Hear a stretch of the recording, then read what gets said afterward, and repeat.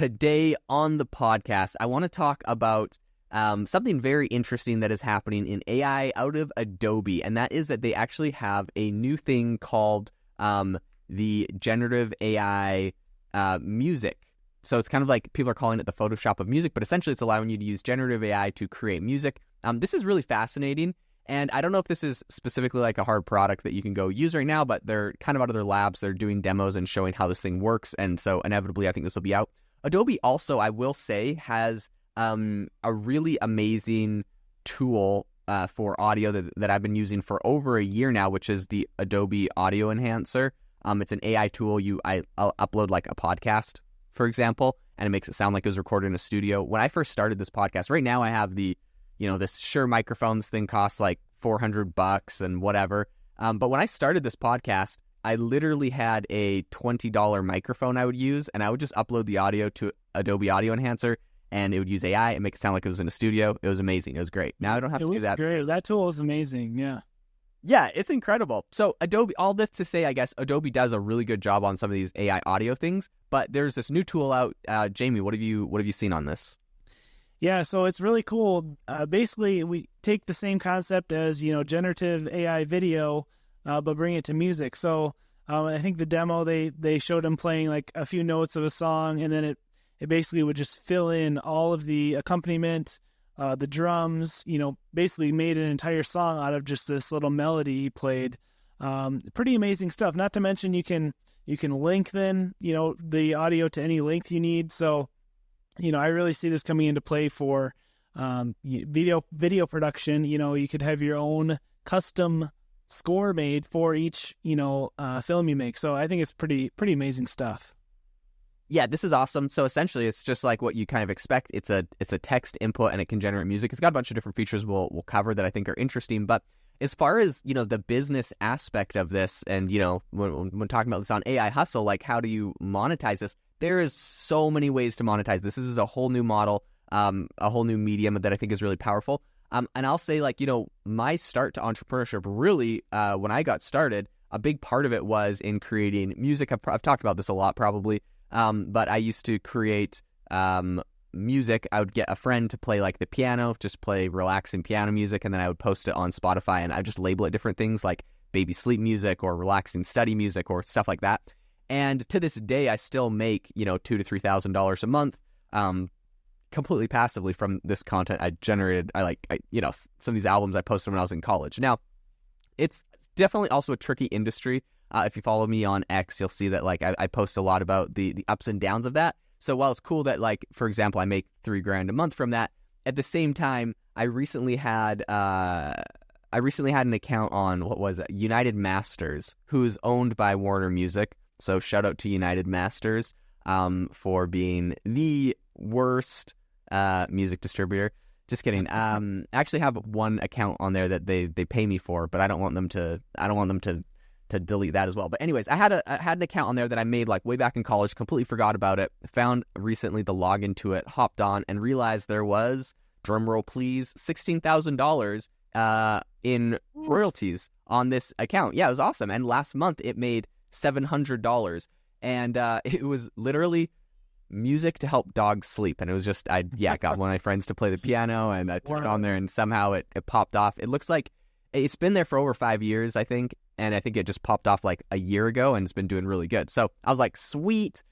Tried to pull out the money, and it was like, oh, there's some issues. So I emailed them, and I'm like, hey, what's the deal? And they're like, oh yeah, we looked into your account, and it looks suspicious. They always tell me that because I guess it's random. It's why is dog sleep music generating $700 a month? It's it looks suspicious. We think there's fraudulent streams, so we're deleting your account and we're withholding your funds. Okay, this is yeah. It kind of sucks, to be honest. So that's $16,000. So what I can do though is I went on the account. I saw the music. Before I emailed them, because when I saw there was some issues with withdrawing the money, I'm like, oh no, I've had this happen before with these distributors. I feel like there's no regulation on it, but essentially they just withhold your money. And sometimes the scammier ones, which United Masters has done this to me before, they will leave your music up and continue collecting royalties on it. And they just keep all your royalties forever, and they delete your account. So you have to go and harass them and email them and be like, hey, please also delete my music, you jerks. Anyways, So I am in the process of getting them to delete it. But what I did do is, and that you can do in this case, although this is a huge hassle, but the solution to this all is you essentially you go and get the UPC codes for the album and the tracks, and you download all the tracks, download the album cover, so you have all the content. And if you have the UPC codes, every piece of music has like a UPC code generated for it. It's I don't know, it's like it's copyright code. You can go to another distributor and repost it. You put the same UPC codes in, and theoretically speaking, whatever playlists or algorithms that music was on that was getting it streams, when they take it off their platform and I re-upload it to another platform, if I have the same UPC codes, the music should go into the same algorithms. That's the tricky part. Is like, I don't know why it went viral. It probably got added to a playlist on, it could have been on like I've had things go viral on Amazon Music or like just random places. So hopefully when I do that, I'll be back to making $700 a month from it. Yeah. But anyways, all this to say, the music industry is not easy, especially when you got these scammers out there like Warner Music, which, you know, that's not a don't sue me, bro. But yeah, it's not an easy industry. But this is a cool tool that I think has some great implications. Enough of my ranting. Jamie, what would you use this tool for to make money?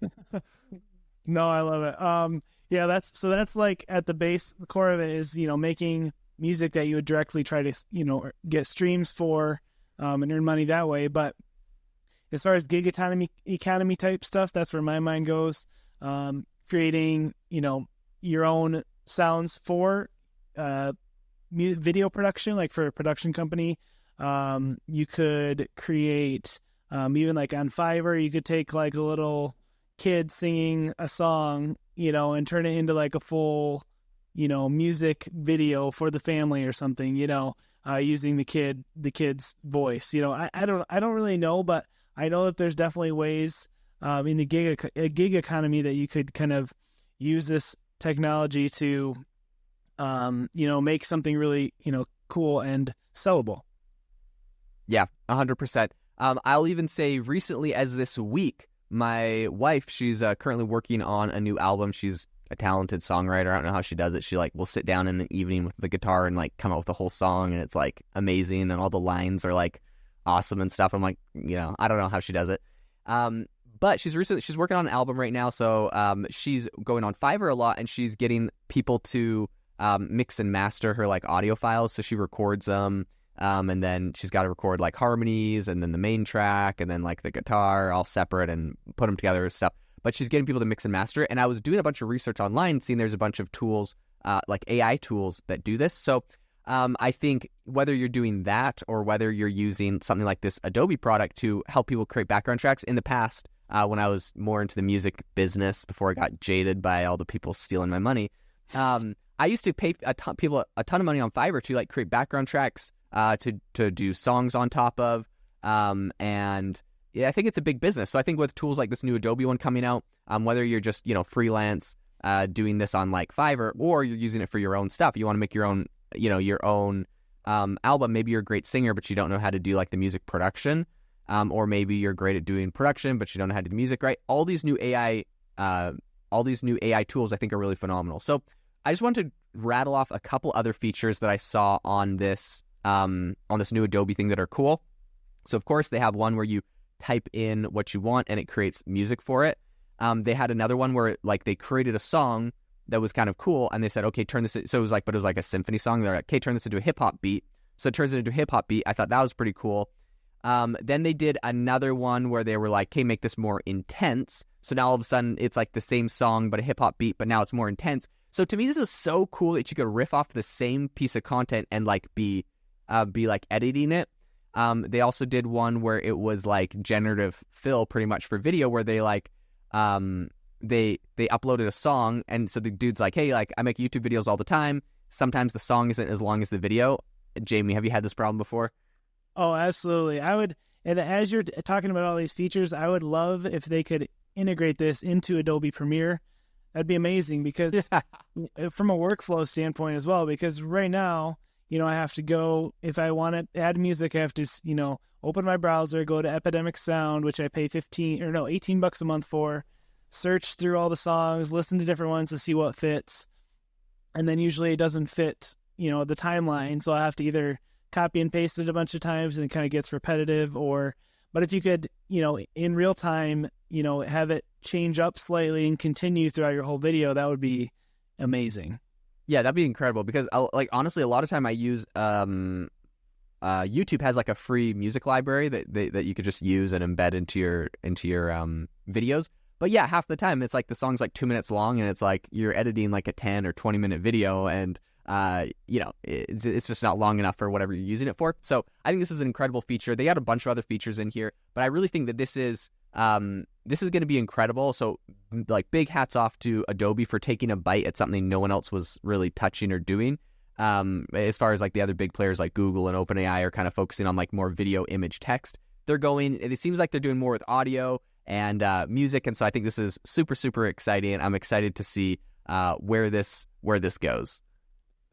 Yeah, absolutely. If you enjoyed this podcast, be sure to leave us a review. We also, if you leave us a review, ask a question. We love to answer questions on the podcast. So and it means the world to us. But we hope that you got some value out of this and that you will be able to use this AI Adobe tool in the future to make money.